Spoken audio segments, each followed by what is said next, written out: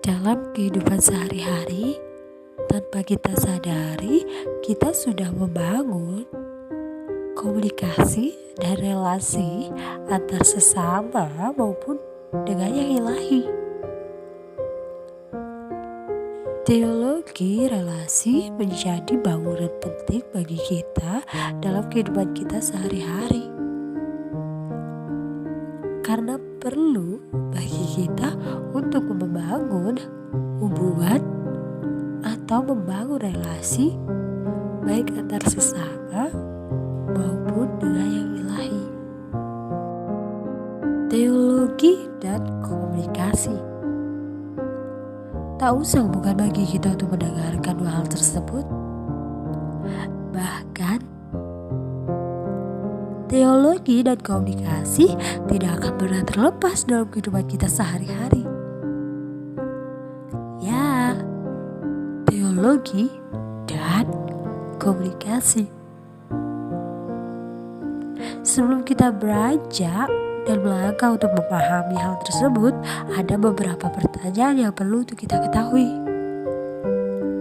Apa saja yang sudah dipelajari selama 1 semester mengenai teologi dan komunikasi?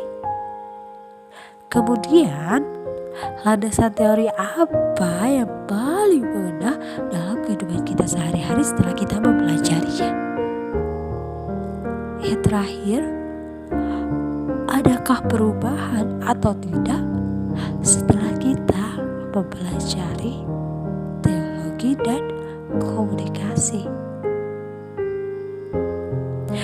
Kita berangkat dari pemahaman mengenai teologi dan komunikasi.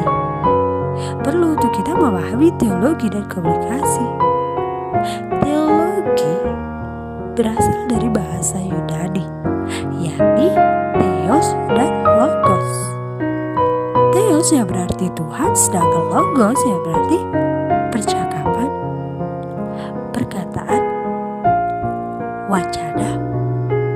Jadi, teologi adalah suatu ilmu yang mempelajari tentang Tuhan, atau dapat dikatakan bahwa teologi adalah usaha manusia dalam pencarian akan sesuatu yang transenden. Sedangkan komunikasi merupakan suatu proses penyampaian pesan oleh komunikator atau pengirim pesan dan komunikan atau penerima pesan, sehingga dalam hal tersebut terjadilah umpan balik dalam komunikasi. Nah, dalam hal ini ada 4 konteks dalam komunikasi.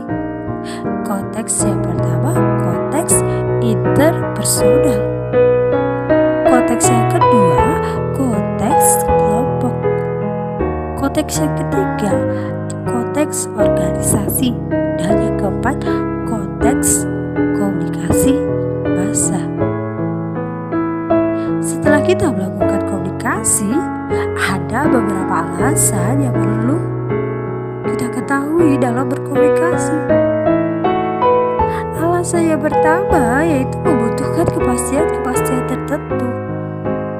Alasan yang kedua itu mengekspresikan diri.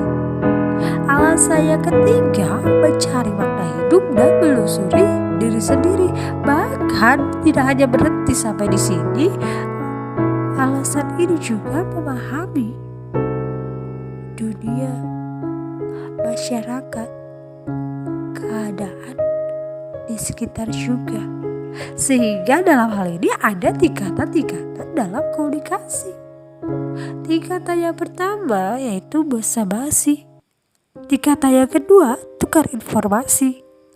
Tingkatan yang ketiga, tukar penilaian. Dan tingkatan yang terakhir, tukar perspektif iman. Sehingga tingkatan ini menjadi hal penting juga dalam komunikasi. Tidak hanya berhenti stuck sampai di sini, perlu untuk kita mengetahui bahwa teologi dan komunikasi ini memiliki kaitan. Kaitannya yaitu sama-sama dekat dengan bahasa. Tanpa bahasa, kita tidak bisa berkomunikasi dan berteologi dengan sistematis dan efektif. Yang kedua, sama-sama terkait dengan relasi-relasi, baik relasi antar sesama maupun relasi dengan yang ilahi. Sehingga dalam hal ini, teologi dan komunikasi memang saling berkaitan dan memiliki alasan serta tingkatan-tingkatan tertentu dalam konteksnya masing-masing. Dalam hal ini, landasan teori yang paling mengena yakni mengenai fungsi bahasa menurut Raphael dan juga fungsi komunikasi menurut Rizwandi. Fungsi bahasa menurut Raphael yang pertama menginformasikan atau informasi. Yang kedua mengekspresikan, yakni membangkitkan perasaan-perasaan tertentu. Yang ketiga direktif, yakni menyebabkan terjadinya suatu tindakan yang baik dan mencegah terjadinya suatu tindakan yang jahat. Kadangkala dalam kehidupan sehari-hari kita menggunakan bahasa yang kurang baku, sehingga dalam hal ini Raphael ingin mengatakan bahwa secara tidak langsung dia ingin menyampaikan perlu untuk kita menggunakan bahasa yang baik, bahasa yang patut untuk didengar, bahasa yang tidak senonoh. Kemudian fungsi komunikasi menurut Rizwandi. Fungsi komunikasi yang pertama sosial, perlu untuk kita memupuk hubungan dengan orang lain. Fungsi yang kedua ekspresi, sebagai alat untuk menyampaikan perasaan kepada orang lain. Fungsi yang ketiga yaitu ritual, kadangkala fungsi ini terjadi di dalam lingkungan keagamaan. Yang keempat, fungsi instrumental. Selain untuk membangun hubungan dengan sesama, hal ini juga ingin mencapai tujuan tertentu, misalnya seperti berubah perilaku seseorang. Nah, ketika kita diperhadapkan dengan pertanyaan, adakah perubahan atau tidak ketika kita mengikuti perkuliahan?